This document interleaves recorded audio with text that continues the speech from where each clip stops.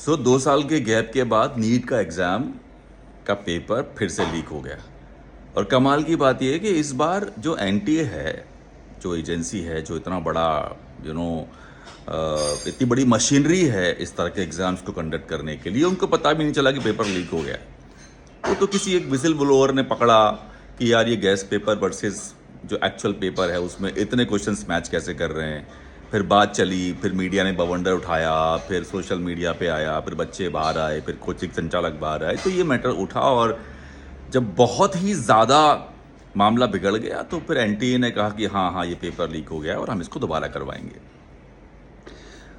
हमारे देश के शिक्षा मंत्री माननीय धर्मेंद्र प्रधान जी, आपसे एक सवाल है मेरा कि पिछली बार जब नीट का पेपर लीक हुआ था तो एनटीए के चीफ थे, सर्वो सर्वा थे मिस्टर सुबोध,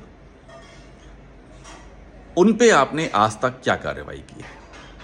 कुछ नहीं किया ना आपने। राहुल जी ने भी ये सवाल उठा तो है, क्या कार्रवाई की आपने? आपने उनको बल्कि कुछ सालों बाद लोगों को बेवकूफ़ बनाकर उनको चीफ सेक्रेटरी जैसे लेवल की पोजीशन दे दी छत्तीसगढ़ में।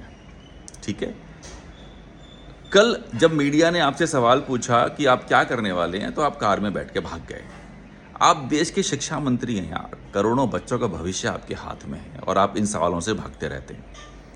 दूसरी बात यह है कि ऐसा क्यों हो रहा है यार कि जितने भी स्कैम्स इस समय इंडिया में हो रहे हैं, जितनी भी चीज़ें हो रही हैं, उसमें जो एंड का बंदा पकड़ा जा रहा है या बीच का बंदा पकड़ा जा रहा है, उसमें कहीं ना कहीं आपकी सरकार के ही लोग हैं। एनटीए ने जब इन्वेस्टिगेशन करवाई है सीबीआई के जरिए इस बार के पेपर लीक की, तो उसमें एक बंदे का नाम फिर से आया और वो बीजेपी का एक लोकल लीडर है, पर है बीजेपी का लोकल लीडर। इसका मतलब कहीं ना कहीं धर्मेंद्र प्रधान जी, एक बात तो सच है कि भविष्य जो बच्चों का आप बिगाड़ रहे हैं उसमें आप ही की जो सरकारी मशीनरी है, आप ही की जो नेता हैं, वही इन पेपर्स को लीक कर रहे हैं। और क्योंकि उन्हें सत्ता से कहते हैं ना सपोर्ट मिलता रहता है, सज़ा आप देते नहीं हैं, कार्रवाई उनके खिलाफ होती नहीं है।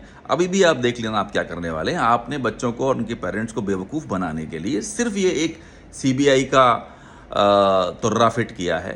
ये सीबीआई जांच वाँच करती रहेगी, ना पिछली जांच में कुछ निकला ना इस जांच में कुछ निकलेगा। 2 साल बाद फिर कोई एक पेपर लीक होगा, फिर आप सीबीआई जांच कराएंगे, और ये सालों से होता आ रहा है, सालों से।